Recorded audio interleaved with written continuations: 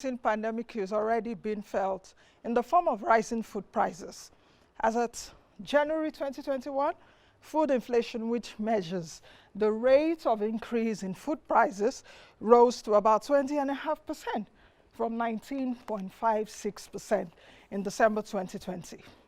This is the highest rate in over 12 years. What this means, let me explain, is that Nigerians are suffering from the worst food price crisis, the worst ever food price crisis that we had. Today, Nigerians pay more than twice what they pay for food than what they paid for 5 years ago. The cost of living continues to soar, as worsened by headline inflation, rising to 16.47% in January 2021, the highest level in over 3 years.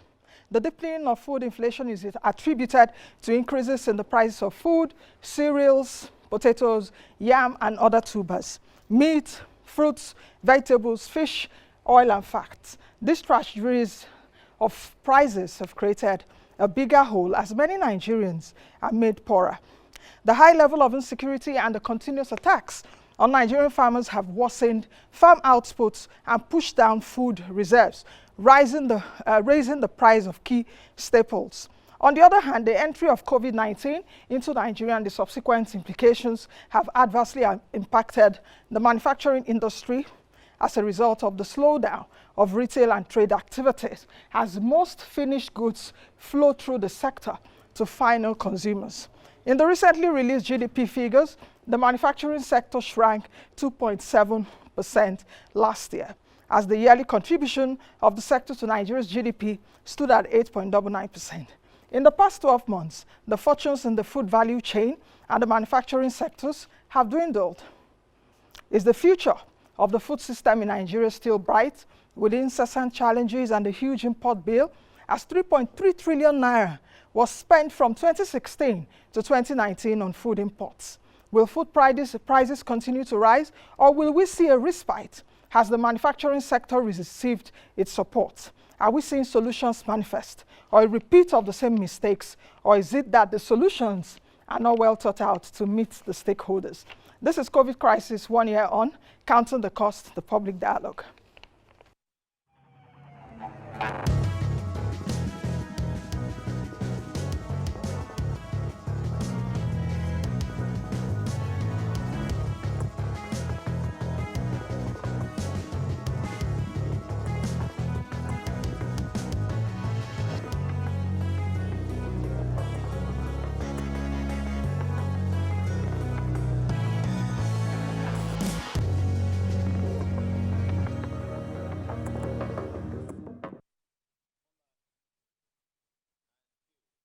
Good morning, I am Nancy Naja, and welcome to the program.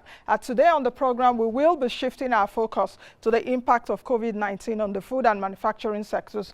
Joining me in the studio today is Michael Oluwagbemi. He's just across from me. He's the executive partner, LoftyInc Allied Partners Ltd, while Segun Ajayi-Kadir, M&I Director General of the Manufacturers Association of Nigeria, is also joining me virtually from Lagos. We'll be bringing him in a bit. Not also forgetting our online participants. Welcome to all of you. Kindly follow us on all our social channels in case you're not doing that right now. Go on Twitter, go on Facebook, go on YouTube. I've always said it all the time. Go on YouTube where you can get great resource from our YouTube channel. Let's give you some updates on some happenings as it affects what we will also discuss today. In a circular on Wednesday, Central Bank of Nigeria announced the extension by another 12 months to February 28, 2022 on the discounted rate for the COVID-19 intervention facilities, and the rollover of the moratorium shall be considered on a case-by-case basis. The Apex Bank has also announced that it has released 50,000 metric tons of maize into the Nigerian market to reduce the rising price of the staple. The Central Bank of Nigeria has announced also an extension of its regulatory forbearance for the restructuring of its intervention facilities by another 12 months. So as we accelerate the program, let's quickly take this vox pop by Nigerians on how COVID-19 has impacted food systems and manufacturing sectors. The priority of everybody to eat. That's the priority. So because of the lack of getting it from the farm, it now make it very costly. The little you have, there is a lot of demand for the little you have. So that's why the prices now go up. Because we are resistant from moving from one place to the other. So the little we have what makes inflation to come in now, that foodstuffs are very costly. That's the major thing. And you know, when you think of agric, you know everything has a season. A season for some product has passed. It has been inside the lockdown. So we have missed that season. If you plant now, it will not germinate the way it's supposed to. So that is why we are facing a hardship in the food area. And that's why the inflation is high. It takes the money, the loan some people collected after, the trips the traders are doing, and even our government tried by giving us the intervention. Though it didn't go wrong, not everybody have it, but that really it really wake up the economy. It really, that we traders, we are the heartbeat of the nation's economy. So that really affects traders a lot. That all of us are just recuperating. We are trying to come back to adjust for things to be on. Like now, some people, even there is a client that came into the office. He stood outside and said, "Please, I want to print." Instead of even giving off the fly, he said, "I should bring the laptop that she will insert." So since I need the money, so I have to take the laptop outside. So these are the things. And you even see some people that say, "Please, I don't want to even attend to you." Yeah. So this really draw us back, and it affects the economy. It affects us even doing interacting with other clients. So that are the major things that we are facing. And the most bad of it is the export and import. You know, majority of our raw materials come from China, and there's nothing that is even coming in. Like there is a particular paper that we used to buy at 15,000. It's not about 38,000, and it's just because of the import and dollars of it. So the pandemic really rests a weight on everybody that is producing. For supply chain and logistics generally, it is a mixed feeling for them during this COVID-19 challenge. One, it's benefit. Two, it's more challenging. How did this benefit people is that because a lot of people are on lockdown and they need to receive something. So because they need to receive something, most of these people, especially people that operate with motorcycle, Okada and what have you, they have to distribute things to people's door mouths. And because they want to distribute to people's door mouths, there are more work for them to do. In fact, they take job of vehicles and a lot of things. But generally, the challenge is that there are more local legislation that affects them, such as the partial lockdown, total lockdown, curfew in some states, and a lot of agencies coming on them because they know they are benefiting from the challenges. So generally, logistics really benefit during COVID-19. And do you know what? It has really given another level of understanding of logistics, because now third-party logistics are much more relevant than any other time you can think of, because a lot of companies now source locally, and when you source locally, you need to look for local logistics company to carry that out. I think that is just the benefit. All right, welcome back. In case you're just joining us, it's still COVID crisis 1 year on. Counting the cost of public dialogue. Earlier on, I did tell you that I'll be having two guests. Let me introduce them again. Joining me right now virtually is Segun Ajayi-Kadir, who is the Director General of Manufacturers Association of Nigeria, what is known as MAN, or in short, MAN. And he's also a man. So, Mr. Kadri, welcome to the show. If you can hear me, thank you for joining us. Thank you. Okay. With me in the studio is Michael Oluwagbemi, who is the Executive Partner, LoftyInc Allied Partners Ltd. Welcome to you again. So let's get started. And let me start with this question. And the Director General, I would want you to take this question first. The question around what we're seeing right now in the last few days, the northern blockade. Can you hear me? Because I see you waving your head. Yes, I cannot hear you. Okay, can you hear me now? Yes, I can hear you, but it's like the line is breaking. Okay, let me go again. The question to you is around this northern food blockade that's about blocking food coming to the south. What do you and your members think about this? Because I'm sure that it will also impact some of your members that are into food and beverage processing and manufacturing. Yeah, I didn't hear the earlier part of what you are saying, but I heard you say food and beverage. So Okay. can you please come again? Okay, what I had asked is about the food blockade that we are seeing from the north. You will recall that the Amalgamated Union of Foodstuff and Cattle Dealers Association of Nigeria did say, fine, they are not going to be bringing food to the north. So how is it impacting your association and your members that are into food processing and food? Okay, thank you very much for having me. And I think the impact of the so-called food blockage is not only to manufacturers, but for the whole country. This has a very negative impact on our capacity to feed ourselves, on our capacity to survive as a nation. So this is more of a national, a matter of national interest. I think that the blockage should be avoided, and efforts that are being made to take it out completely out of the system should be well supported. The impact it will have on our members, are quite obvious. The fact that you have the supply chain in terms of raw materials cut off means that effectively you cannot produce. It means that you will not be able to utilize your installed capacity. It means that the staff that work in your factory will not have anything to do. It means that you are likely to therefore downsize, which means that they will become unemployed. It also means that those who are at the receiving end, that is the consumers, will not be able to have any food to buy. Not to talk of those that are within the supply value chain. It means that the wholesalers are not going to be able to have a product to sell, and the retailers too, who operate in our various markets, will not have what to sell. So I think it is a major disruption for the sector. It will affect both those that are operating and those that are waiting to receive their end product.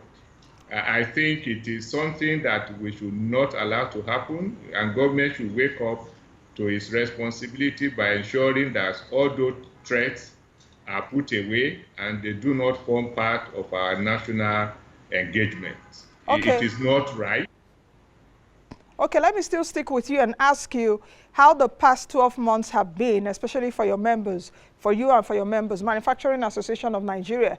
I know that when COVID-19 entered into the country last February, that's 2020 February, the Central Bank of Nigeria kicked in immediately, just a few days later with some intervention funds. Some of those funds were also meant for you and your colleagues in your association. How has the last 12 months been? Wow, this is very difficult because I cannot hear you. But my sense of what you are saying is that asking how the past 12 years has been for, 12 months. 12 months has been for manufacturers. Yes. Well, globally, manufacturing did suffer a lot of bashing from the advent of COVID-19. The international value chain logistics was disrupted. And so you have a situation where you are not able to access your raw materials, you are not able to access spares, machineries, and equipment. At the same time, you are not able to meet your contractual agreements with those who you have agreed to supply. There is also the fact that exchange of technology, exchange of innovation, exchange of business contracts were disrupted because COVID-19 brought with it a virtual halt on international travels, both for goods and for personnel.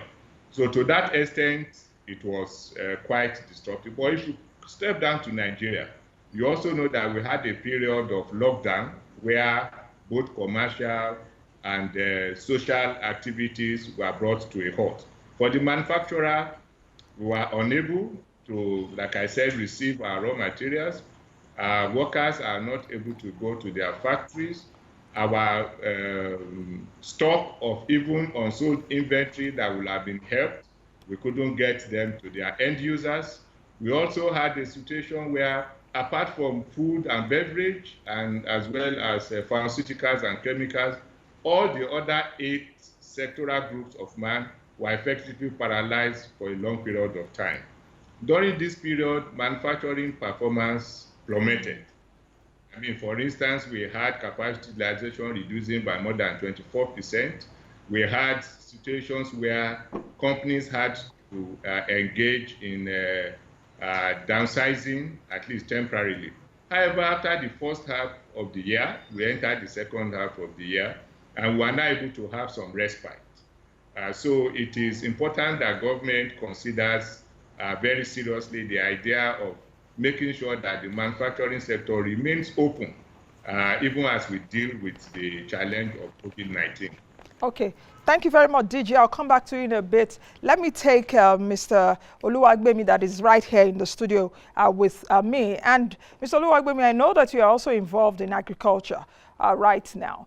If you listen to my intro earlier, food prices are on the increase. This is the highest food price crisis that we've had in recent times. I remember I used to buy a crate of egg for about 900 naira sometime, early 2020.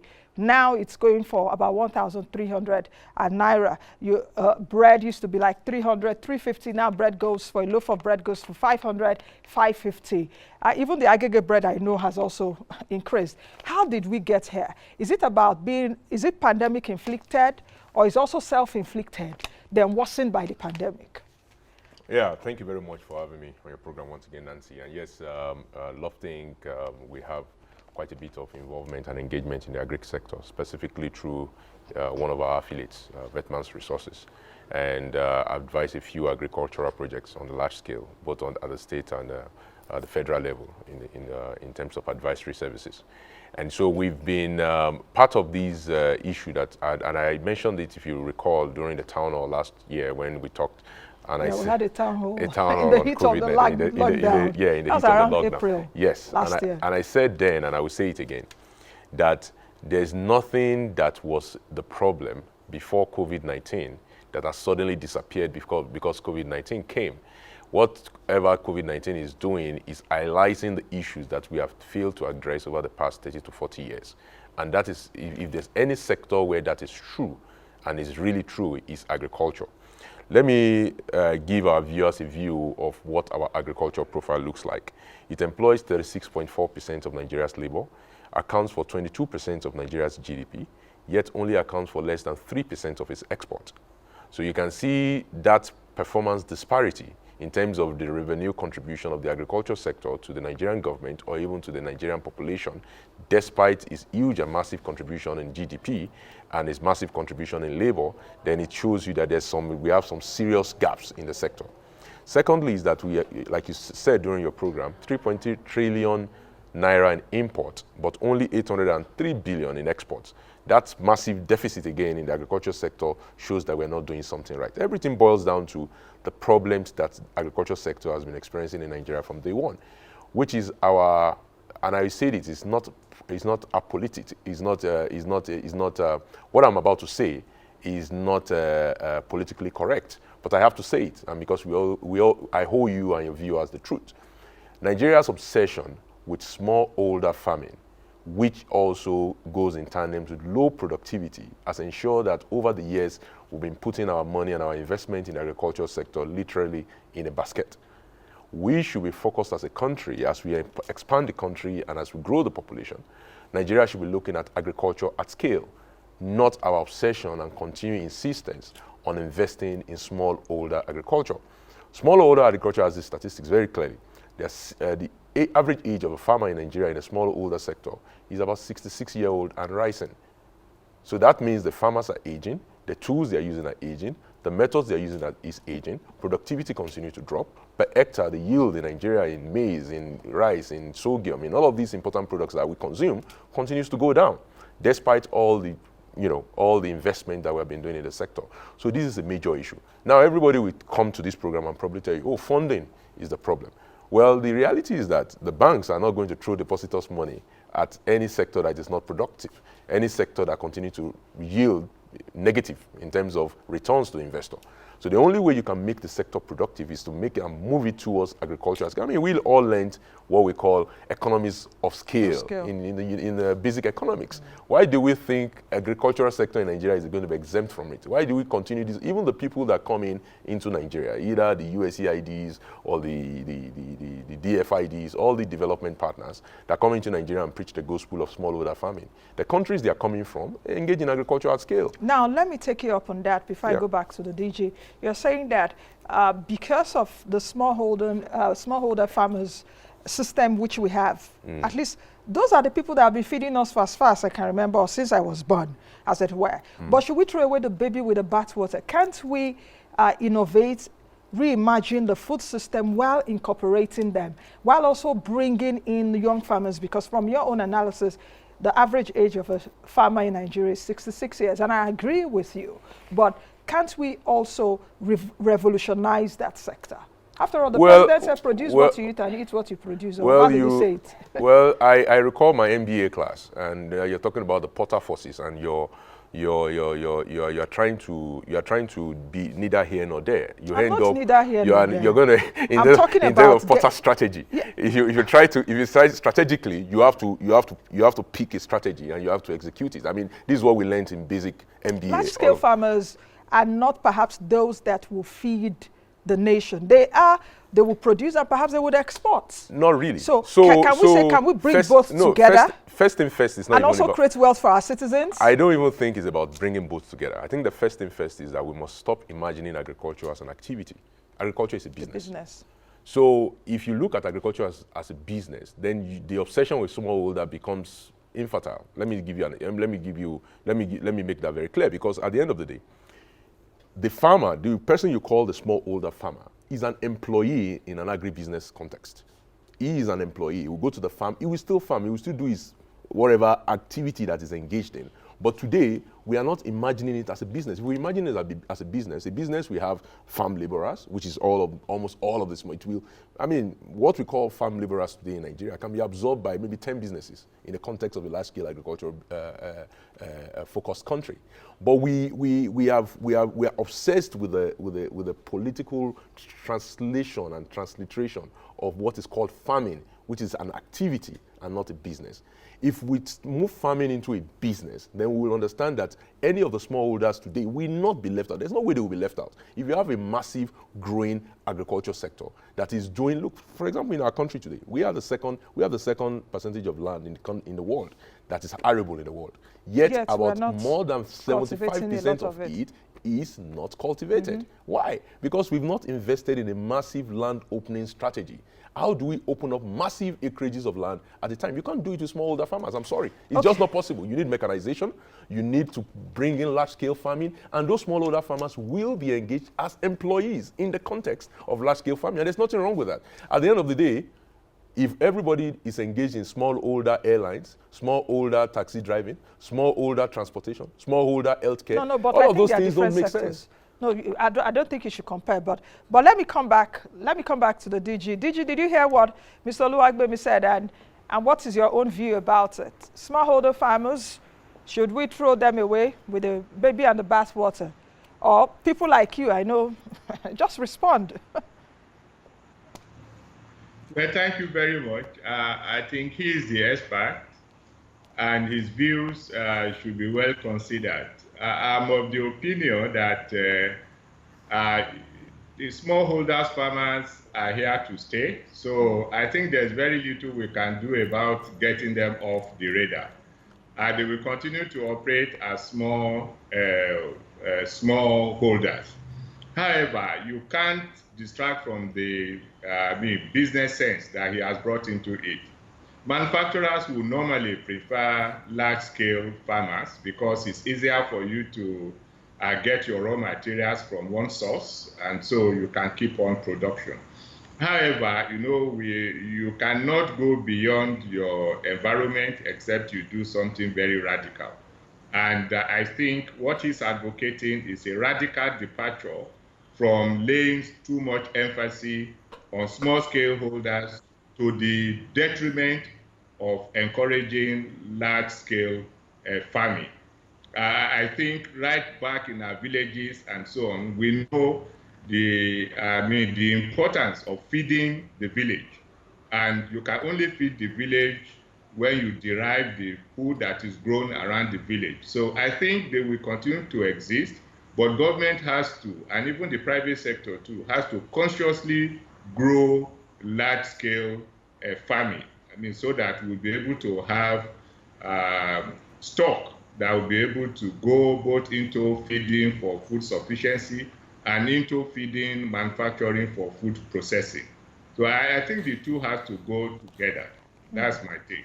Okay, Mr. Oluwagbemi, if we take a look at how the cash has been distributed so far, the pandemic cash, talking about central bank interventions and perhaps also fiscal policy responses in the last 1 year, how would you assess that? Were you also part of those that assessed the COVID intervention loans? I gave an update earlier about the moratorium being extended. The interest rate is still 5%. So for those of you that borrowed or that got the loans, you have till February 28, 2022. So what's your assessment about that?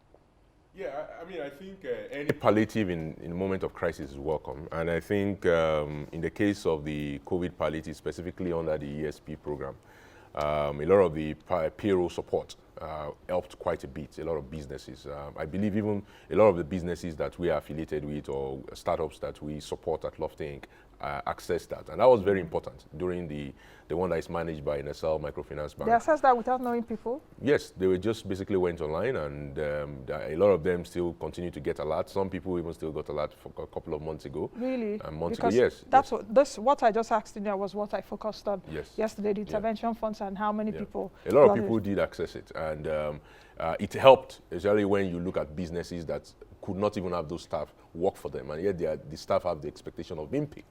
And then you can actually have those staff access money. I think it was 30,000 naira a month for up to 3 months or something like that. That's for survival for 10, yes, for 10 staff members. So those payroll supports helped small business. Again, we should not mix up the concept of a smallholder farmer, which is an activity, and a small business. And a small business, MSMEs, are the heart of this economy. They are the soul of this economy. Even if we organize our agriculture sector around small businesses, or even micro businesses, between 2 and 10 employees. 2 10 employees can farm up to 40, 50 hectares. That is a large scale, medium scale farming. It's no longer a smallholder anymore. So if we organize these businesses activities, in this farming activity as businesses, and we support them, you will see the massive increase, the massive jump in productivity that you will now see in terms of what you produce, what you export, people you employ, and again, you see it in the prices. Because again, you cannot unlink productivity and pricing.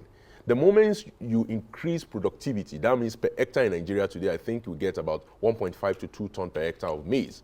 But the average in Brazil is about 15 tons per hectare. So there's no way Nigeria can compete with Brazil when it comes to maize. There's no way Nigeria can compete even with Thailand when it comes to rice. Thailand is doing about 7 to 8 tons per hectare. Nigeria is doing about 1 to 2 tons per hectare. If you look at our productivity is still at the Stone Age level of man when it first started agriculture back in the Neolithic age. And this is a fact.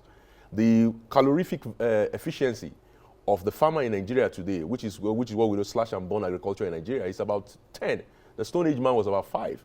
The Indians and the Egyptians that did irrigation in the old way, in the old civilization, is between 25 and 50. United States calorific value, efficiency, is about 200. So you cannot compete. That's the reason why we have to take drastic measures, like we have to shut our border, because again, by the time you land price from Thailand, even after all the corruption, after it has passed through Benin Republic, after it has gotten to the port in Lagos, it is still cheaper than the rice that is produced in Nigeria, because again, our productivity is low. Therefore, the price is going to be high. It's a matter of scale. So we need to try to find a way to move our agriculture towards small businesses. I'm an advocate of small businesses, don't get me wrong, but we always confuse the term. Smallholder farming is emphasizing the activity and not the business. So we should move these things into businesses, and then government can support businesses. Unfortunately, when government tries to support smallholder farmers, what we end up, and I will talk now about the palliatives to the farmers now. You know, we've talked about palliatives to the business when we talk about the survivor fund. Now, the palliatives to the farmer, unfortunately, and I'm not going to be the first farmer that will tell you this. I'm a farmer myself, so I know what I'm talking about. Most farmers, I've been in farming now, we've been involved at the LoftyInc level and the affiliate level. We own a ranch, Owenikogo Ranch and Farms, just 1 hour away from here in Kefi, one of the Don't advertise your farm. I will advertise it. I mean, it's a beautiful ranch. You visit it. Now, 5-6 years we've been in that business, and we've been putting our sweat and pains into the business. We've not received a single dime from the federal government of Nigeria. Because again, the target of the federal palliatives or federal support to the agriculture sector is to smallholder farmers, not to small businesses in farming. When you talk about ABP, I don't think so. No, let me give you an example. No, I don't think so because companies like, I don't want to mention them, but big companies have also assessed that and they've got index again. So you have. I don't want to mention there's their what we names, call but I know them. So there's what we call the missing middle. So what you're talking about, you're talking about large scale agriculture, which assess what we call CACs, which is the Commercial Agri Credit Scheme. And then there's you now have the AXMIS. Hold on AXMIS there. let me land it. There's CACs, which provides for farmers that have 250 million naira, 1 billion naira of receipts. And then you have ABP, Anchor Borrower Program, which provides for smallholder farmers, essentially. Not small business farmers, not medium scale business farmers. The AXMIS you are talking about is biased towards processing and is biased towards the trading and the processing sector, not the production side. So at the end of the day, what you have is a massive missing middle where we have the productivity opportunity. Let us remember that for the larger scale farmer, which is fine, the government tries as much as it can to support CACs, and Central Bank does support CACs mostly through the states. A lot of state governments do assess that program with a lot of joint venture partners. They have a lot of programs. The Accelerated Development Program, ADB, even for states and all sure. that. Now, all of those things attend to the larger scale farmer, and then you now have smallholder farmers. What happens to the small, medium scale farmers that owns 10, 25 hectares, 50 hectares, 100 hectares, 500 hectares, which I think is the productivity opportunity for the country. Because today what happens is whenever you put money into the Anchor Borrower Program, which attends to the smallholder farmer, I can tell you for free, because farming is the only activity under the Constitution that the public sector can involve in. Most of those money do not get to the actual farmers. Okay, I'll come back to you a bit.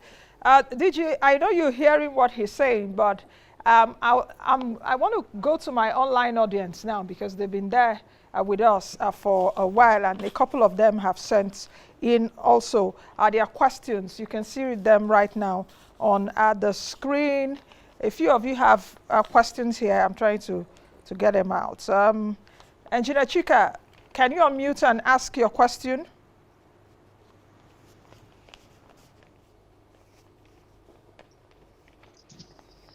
Okay, now, what I wanted to ask is that the prices of goods and manufacturing, like me now, I produce hand sanitizer. And those times when I do go to buy my chemicals, they will tell me that the prices of the things, the price of the chemicals, they went very high. So how can the government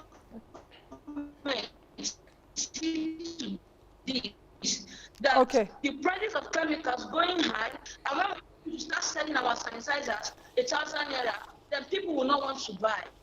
So please, we need the government to really do it. Yes, ma'am. All right, I think we've gotten your question in terms of the prices of goods getting higher, or the materials you need to produce your sanitizers. Okay, there is another, or there are questions here. Gladys, can you quickly ask your question? And after Gladys, Buki will take her question very quickly. Good morning, Nancy. So my question is, are there specific schemes to promote the productivity in food, like the farming industry, and also regulation of prices? Because we've seen the prices of food materials skyrocket. Okay. Prices. Thank you, Gladys. Are there schemes or strategies in place for this regulation and effective productivity? Thank you, Gladys. We've gotten that. Buki, ask your question very quickly. I can see you have a question for the Manufacturers Association of Nigeria. So quickly go on to that so that the DG can answer you. Okay, I was going to ask, is it possible for the the man, the DG or the man as a whole, advocate on behalf of manufacturers for government to subsidize on the machineries, because that actually will reduce the cost of production. And I was going to talk about the off-takers. If they could talk to them, like all these farmers, I'm referring to the other person, the farmers, if they can actually advocate for, on behalf of the farmers, if the government can actually take up, the off-takers, subsidize the price, it will help the society. Thank you. So let's bring DG back. DG Kadri, the Manufacturers Association of Nigeria Director General. Let's start from the last question, or second to the last question, which Biodu Buki asked if the Manufacturers Association of Nigeria can advocate on behalf of manufacturers for government to subsidize machineries as well as patronize made in Nigeria products. So DG. Okay, thank you, Buki. I think that's exactly what we do. And currently, machines and equipment that are used by manufacturers already enjoy some tariff reliefs. They are basically either 0% or 5% import duty. So we've been, fairly successful at getting government to give that kind of concession to the manufacturing sector. But what I think is also very important in the question you asked is the patronage of made in Nigerian products. And I think many of us focus on government leading the process, because in our economy, government is the biggest spender. And so you expect that ministries, departments, and agencies of government will give the first choice of where to buy to local manufacturers. But we have not been very successful at that, even though government has tried severally to achieve it. I'll give you one example. We have 306 senators in Nigeria. We have 109 senators in Nigeria and 360 members of the House of Reps.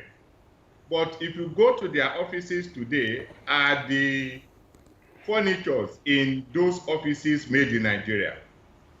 If you go to these football pitches across the country, if you go to the stadium that we have across the country, do we have those seats made in Nigeria? The vehicles that our lawmakers are using, the vehicles that our DGs, our honorable ministers, and so on and so forth are using, are they made in Nigeria? So I think patronage of made in Nigerian products has to be holistic. That's on the side of government. Also, as people, do we wear made in Nigerian products? You can just imagine we are 200 million people. If half of Nigerians decide today that they will henceforth wear products, clothes that are made in Nigeria, like I'm wearing, if we decide to wear it at least 5 days a week, we will have been able to increase the capacity utilization of textile manufacturers in Nigeria by more than 65%. So patronage of made in Nigeria products is key. It's a patriotic duty that every Nigerian should have, and it is a wise thing to do. Okay. In China, why they were able to fast-track their development was their capacity to literally closing and make Chinese to wear and to use what is made in China. So I think the campaign is both for government and at the same time for the citizens. There has to be a conscious effort for us to produce what we consume and to consume what we produce. This is the objective of government, but implementation remains a challenge, and all efforts should be made to achieve success in this regard.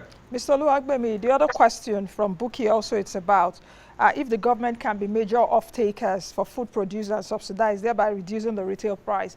Add that also to the question by Gladys around if there are schemes to foster rather effective production and price regulation of food items. I remember there was I see you like, why? But I remember there's a time, there is a National Food Security Council. And I think in 2019 also, the president set up a team in terms of, looking at these kind of shenanigans which you have right now around food price increase and all of that. So speak around that. And I also want you to mention the insecurity we're seeing around the country, which has affected almost every nook and cranny in the country. Is it also a challenge right now that we are seeing the worst food price crisis ever? Yeah, thank you very much. I have to say that we have to be careful what we want the government to do.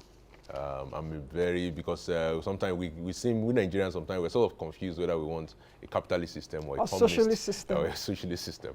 We all shout government, government, government, and then if the government takes action, then we complain and we say that they are being dictatorial and all that. I mean, we don't want government to control our food prices. I mean, we already have government involvement in our petrol gas tank, and that's already becoming a problem even to productivity and efficiency. My Director General will testify to that. I mean, we are now trying to yank off that. That's just petrol subsidy nightmare. And it's something that problems. we are struggling very hard to yank off more than 20, 30 years now. And now we want to now get ourselves involved into what we eat. I think that would be dangerous. I think what government should be doing is to put in place the right policies and to be targeting the right sectors. I cannot say that enough. Because sometimes, if you are not really answering the question, if you have an headache and you are combing your hair, even though you are close to the source of the problem, you are very far from the solution. So the thing about Nigeria is we like to do things that appear like it's the solution. Okay, the scarcity of food. Oh, send more money to smallholder farmer.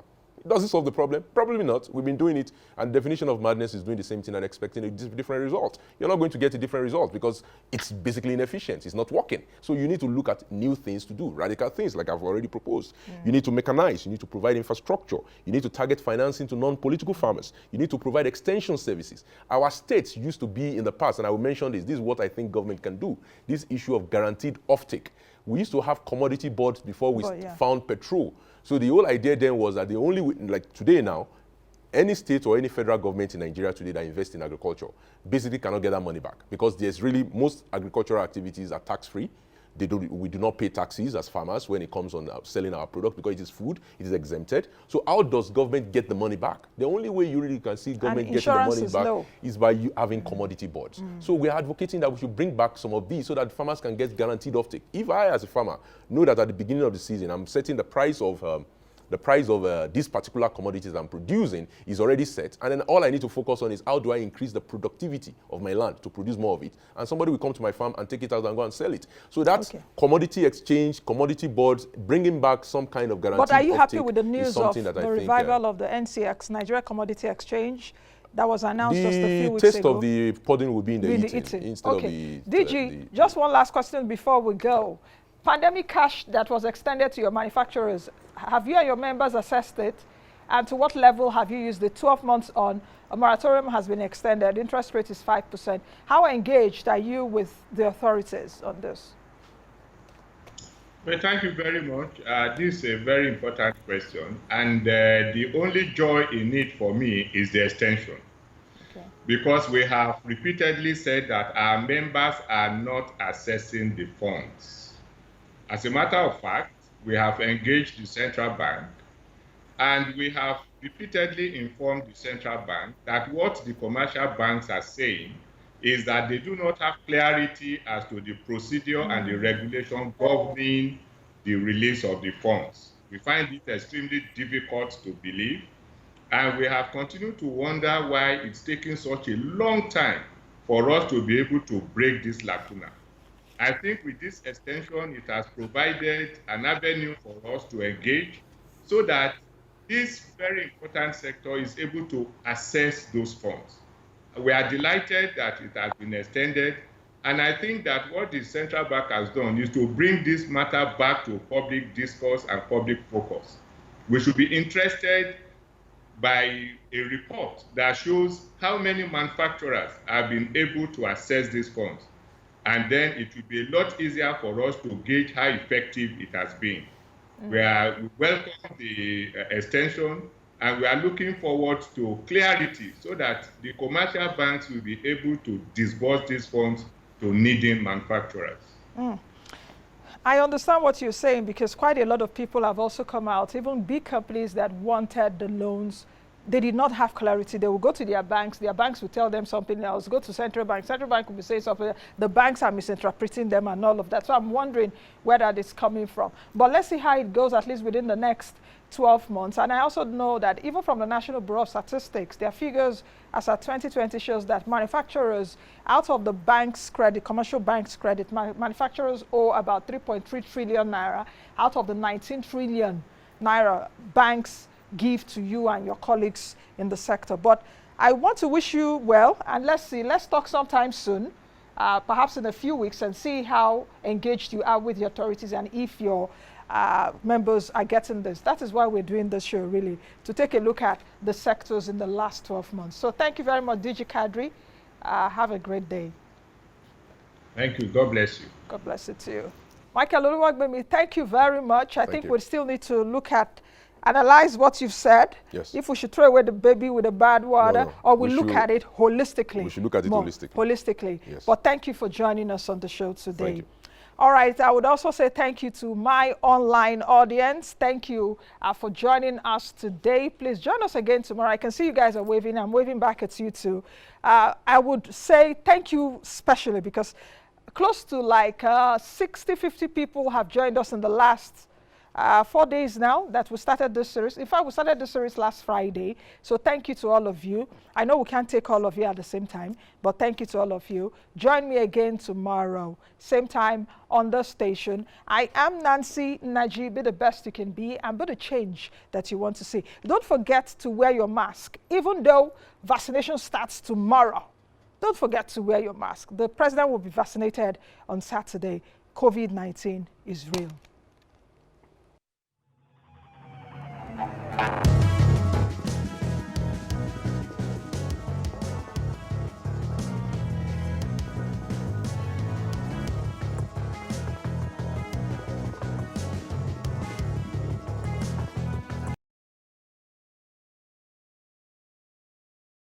Thank you for watching our video. Please hit the subscribe button below, turn on post notification to follow all our updates.